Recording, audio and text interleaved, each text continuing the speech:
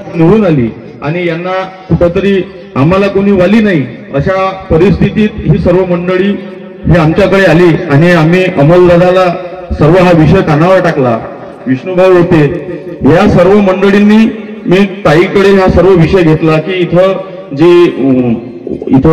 हे जे होणार आहे तिथं कुणाच्या एखाद्या वडिलाचं नावानं स्मृतिद्वार होण्यापेक्षा इथं शहीद जे म्हात्रे आहेत त्यांच्या हातानं हो, त्यांच्या नावाचं हो अशी गावकऱ्यांची मागणी होती। त्या दृष्टिकोनातून हे सर्व विषय घेऊन आम्ही ताईंकडे हा विषय मांडला आणि ताईंनी वेळ झालेला असतानाही निधी अपुरा होता तरी कुठेतरी काम कोणतं कमी करून लेगावला या दोन्ही विषयाला तातडीनं कामांमध्ये यादीत नाव घेऊन हे सर्व आज इथं होत आहे।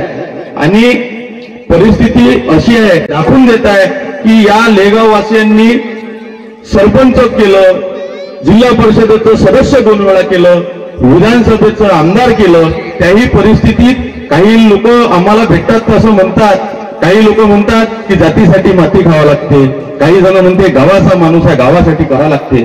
परंतु आज जर माती रस्त्यानं खायची वेळ जर आपल्याला येत असेल आणि ते रस्त्याची माती कमी करायसाठी खासदारांना इथे यावं लागत असेल तर ही शोकांतिक आहे। आमच्यासारखे कार्यकर्ते ग्रामपंचायतचे सदस्यही नाही, परंतु 6-6 मीटरच्या गावात रस्ते केले।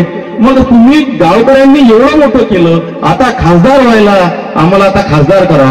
बरं, तुम्हाला खासदार करून लोकांचं जर काही चांगलं होत असेल तर तेही करायला तयार आहोत आम्ही। अशा खासदाराला मागं घेऊन तुमच्यासारख्याला समोर करून कोणत्या तरी एखाद्या ताईच्या मागं किंवा भाऊच्या मागं फिरण्यासाठी इथं जर आज तुम्ही हे काम करताय तर दिल्लीत एखादा तिथं नेता बघून त्याच्या मागं फिरण्या व्यतिरिक्त तुम्ही काही करू शकत नाही।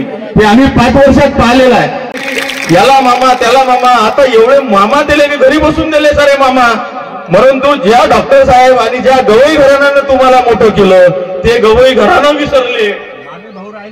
आता मामे भाऊ आमच्यासारख्याचे नंबर लागायची वेळ आली, परंतु तुम्ही मामे गाफील होते, आम्ही मामे भाऊ गाफील नाही। येणाऱ्या काळात आम्ही त्यांचा चांगला समाचार घेऊ।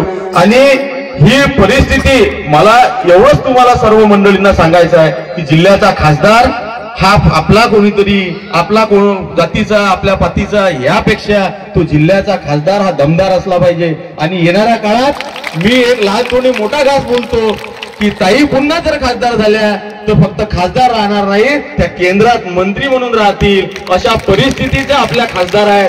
आणि अशा खासदाराला खाली खेचून तुम्हाला बसवून गुळाचा गणपती हे काही येणाऱ्या काळात कामाची गोष्ट नाही। म्हणून या सर्व मंडळी आणि ताई तर या सर्व मंडळींची म्हणणं आहे की येणाऱ्या काळात तुम्ही खासदारकीची जी सुरुवात कराल प्रचाराची तर ही याच गावातून तुम्ही करावी आणि इथूनच तुमची पेटी जे फुटल ते इथूनच लीड घेऊन फुटल।